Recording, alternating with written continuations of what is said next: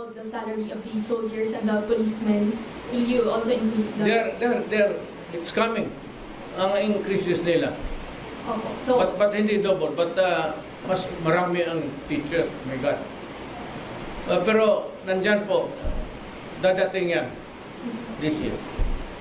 kung hindi po doubled, at what rate po kaya yung increase? I think it's about, the last time they were discussing was about 35, but it could be more. I do not know. We still have to have it. When will they, ano bang expected timeline for that to be tackled? You know, government is such a very complex animal. And you cannot just, if I give you the timeline,